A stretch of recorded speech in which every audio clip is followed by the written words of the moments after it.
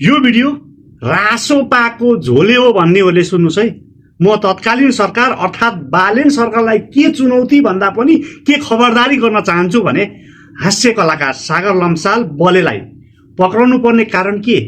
यदि स्ट्याटसकै भरमा पक्रिएको हो भने भोलि मैले पनि ममाथि रिसिभी भएको व्यक्तिलाई स्ट्याटस लेख्दैछु, त्यसको लागि हतकडी सहित तैनात हुनुहोस्। होइन भने तपाईहरूले डे 1 अर्थात् मन्त्रीमण्डल गठन भएको 24 घण्टाभित्र कमाएको यो वाइवाई छ नि, एउटा सानो झिनो मसिनो कारणले गर्दा हर्क साम्पाङको माटोमा मिल्न सक्छ। हामी पनि तपाईहरू जस्तै निरन्तर 3.5 वर्षदेखि उप्री चिच्चाइ घाँटी सुकाई, तर यस अर्थमा यो चाहिँ होइन हामी अन्धभक्त हौ, तर शुभचिन्तक चाहिँ पक्कै हौ। त्यसैले हामी खबरदारी त गर्छौँ नै गर्छौँ।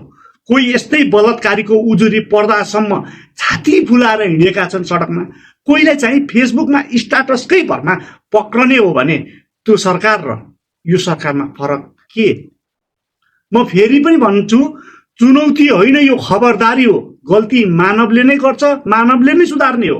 तर कहाँनिर त्रुटि भएको छ तुरुन्तै सच्चाइ हो।